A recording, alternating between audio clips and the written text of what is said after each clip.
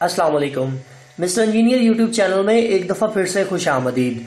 दोस्तों, आज की इस वीडियो में हम आप लोगों को ये बताएंगे कि आप इनवर्क्स के 1.2 किलोवाट के सोलर इन्वर्टर की सेटिंग को किस तरह से कर सकते हैं। आप में से बहुत सारे दोस्त कहते हैं कि यार हमने अपने घर में सोलर सिस्टम इंस्टॉल किया हुआ है मगर हमें उसका बिल्कुल भी फायदा नहीं हो रहा, बिल तो फिर भी हमारा उतना ही आ रहा है। मैं ये कहता हूँ कि यार आज की इस वीडियो को एंड तक जरूर देखना, मजा ना आए तो पैसे वापस। तो दोस्तों चलिए स्टार्ट करते हैं आज की इस वीडियो को।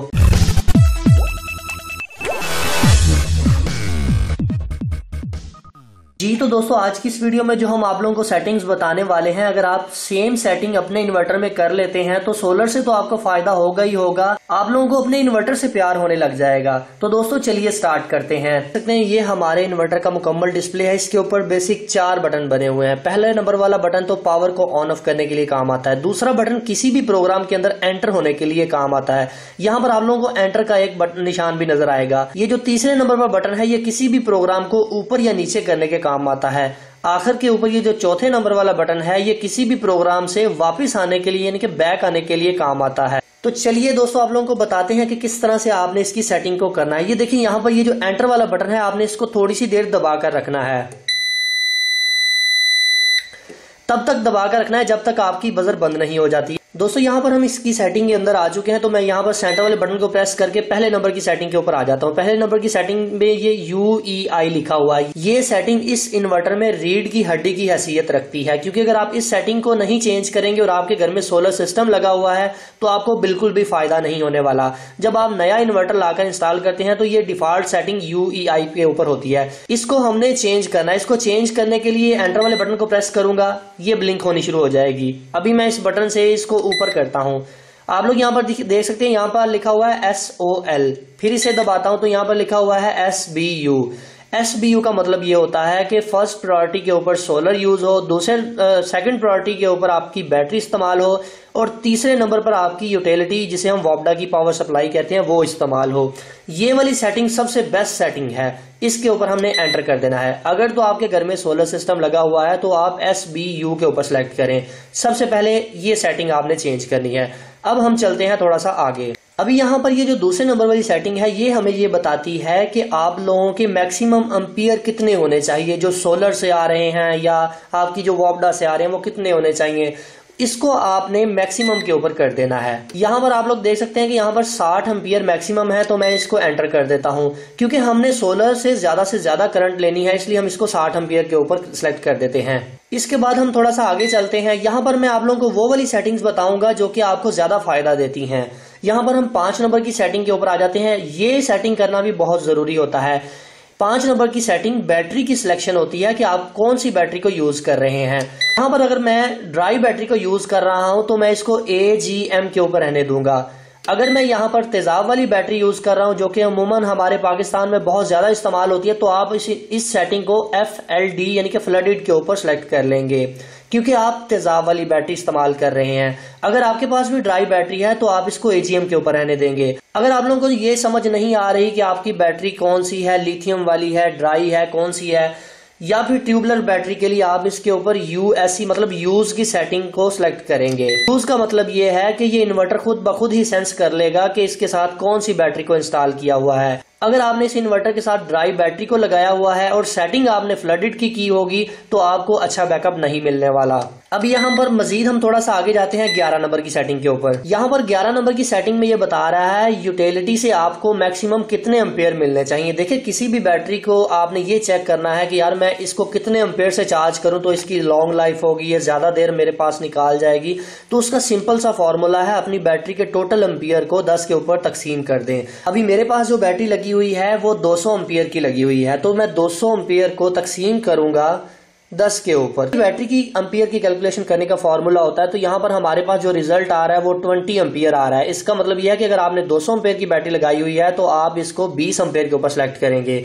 अगर मेरे पास फॉर एग्जांपल 100 एम्पियर की बैटरी लगी हुई है तो उसको मैं 10 के ऊपर तकसीम करूंगा तो मेरे पास 10 एम्पियर रिजल्ट आ रहा है। कहने का मतलब यह है कि आपके पास जितना मर्जी बैटरी बैंक लगा हो, आपने उसके एम्पियर को टोटल एम्पियर को 10 के ऊपर तकसीम कर देना। आपके पास जवाब आ जाएगा कि जनाब आप इस बैटरी को इतने एम्पियर से चार्ज करें। यहाँ यहाँ पर मैं इसे 20 एम्पेयर के ऊपर सेलेक्ट कर देता हूँ।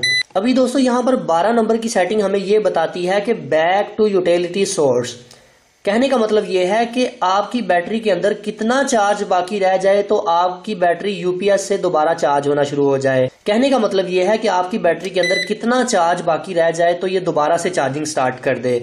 तो यहाँ पर हमने 11.5 के ऊपर सेलेक्ट करना है, क्योंकि हम ये चाहते हैं कि जब हमारी बैटरी के वोल्टेजेस 11.5 तक आए तो बैटरी दोबारा से चार्ज होना शुरू हो जाए। ये आपके ऊपर डिपेंड करता है। अगर आपके पास ज्यादा बैटरीज हैं तो इसे आप अपनी मर्जी से वेरी भी कर सकते हैं, मगर 11.5 की जो सेटिंग है ये बेस्ट है।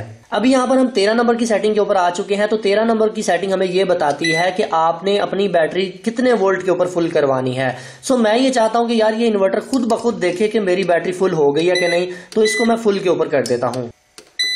यहाँ पर आप लोग देख सकते हैं 14.5, इसे मैं फुल के ऊपर कर दूंगा। FUL यहाँ पर आप लोगों को नजर आ रहा है, इसके ऊपर हम जाकर इसको एंटर कर देते हैं। ये खुद ब खुद ही सेंस कर लेगा कि हमारी बैटरी फुल हो चुकी है, इसने कट ऑफ खुद ब खुद करवा देगा। अभी दोस्तों यहाँ पर 18 नंबर की सेटिंग में हम आ चुके हैं। 18 नंबर की सेटिंग का मतलब है कि इसके अंदर से ये जो बजर की आवाज आ रही है, ये जो मैं अगर किसी भी बटन को प्रेस करता हूं तो इसके अंदर से बजर की आवाज आती है, या जब वॉपडा आती जाती है, सोलर बंद होता है तो बजर की आवाज आती है। आप इसे ऑन रखना चाहते हैं या ऑफ रखना चाहते हैं। बी ऑन का मतलब है बजर ऑन, अगर मैं इसको दबाता हूं तो बी ऑफ का मतलब है कि बजर ऑफ हो जाए। ये आपके ऊपर डिपेंड करता है कि आप इसको कहां पर रखना चाहते हैं। सो मैं इसको ऑफ कर देता हूं क्योंकि बार बार ये शोर कर रही है। इसको मैं एंटर कर देता हूं। अब ये हमारी बजर ऑफ हो चुकी है। दोस्तों अभी आप लोग यहां पर देख सकते हैं कि अभी हम इस इन्वर्टर के बटन्स को प्रेस कर रहे हैं तो किसी किस्म की बजर की आवाज नहीं आ रही, क्योंकि हमने इसकी बजर को ऑफ कर दिया है। अभी हम चलते हैं 26 नंबर सेटिंग के ऊपर। 26 नंबर की सेटिंग हमें ये पूछ रही है कि आप बल्क वोल्टेज कितने के ऊपर रखना चाहते हैं। बल्क वोल्टेज का मतलब यह है कि जब आपकी बैटरी बिल्कुल डिस्चार्ज हो जाएगी तो आप उसे कितने वोल्ट के ऊपर चार्ज करना चाहते हैं। तो मैं ये चाहता हूं कि मैं जब मेरी बैटरी फुली डिस्चार्ज हो तो ये ज्यादा वोल्ट के ऊपर चार्ज हो, ताकि इसको मैं जल्दी चार्ज कर सकूं। तो आप इसको चेंज करके फुल के ऊपर कर दें, 14.5 के ऊपर। इसे आप ज्यादा के ऊपर रखें, क्योंकि जब आपकी बैटरी डिस्चार्ज हुई होती है तो उसे चार्ज होने में थोड़ा सा टाइम भी लगता है। तो मैं ये सजेस्ट करूंगा कि आप इसको ज्यादा से ज्यादा रखें, मतलब 14.5 के ऊपर इसको होना चाहिए, या आप इसे मजीद इंक्रीज भी कर सकते हैं अगर आप अपनी बैटरी को ज्यादा जल्दी चार्ज करवाना चाहते हैं। अभी हम एंटर करके आगे वाली सेटिंग के ऊपर चलते हैं। 27 नंबर के ऊपर ये हमें बता रहा है कि फ्लोटिंग वोल्टेज कितने होने चाहिए। फ्लोटिंग वोल्टेज का मतलब ये है कि जब आपकी बैटरी 80% तक चार्ज हो जाती है तब कितने वोल्ट के ऊपर आपकी बैटरी को चार्ज होना चाहिए। सो आपने इसको कम से कम रखना है। अभी दोस्तों यहाँ पर 29 नंबर की सेटिंग हमें ये बताती है कि आपका यूपीएस कब आपकी बैटरी से कट ऑफ हो जाना चाहिए, मतलब कब इस इन्वर्टर को बंद हो जाना चाहिए, आपकी बैटरी कितने वोल्टेजेस के ऊपर हो। सो मैं यहाँ पर आप लोगों को ये सजेस्ट करूंगा कि आप अपनी बैटरी बैंक के मुताबिक इसको सिलेक्ट कर सकते हैं। मैं ये कहूंगा कि अगर आपके पास ड्राई बैटरी है तो कम से कम रखें, ताकि आप उससे ज्यादा बैकअप ले सकें। अगर आपके पास दूसरी बैटरी है जो कि तेजाब वाली जिसे हम कहते हैं, उसे आप 10 वोल्ट या 10.5 वोल्ट तक रखें, ताकि वो ज्यादा डिस्चार्ज ना हो। सो मैं इसको 10.5 के ऊपर ही रहने दूंगा। यहाँ पर कुछ दोस्त हमें ये कंप्लेन करते हैं कि यार हमारे पास जो बैटरी है वो हमें बैकअप ही नहीं दे रही।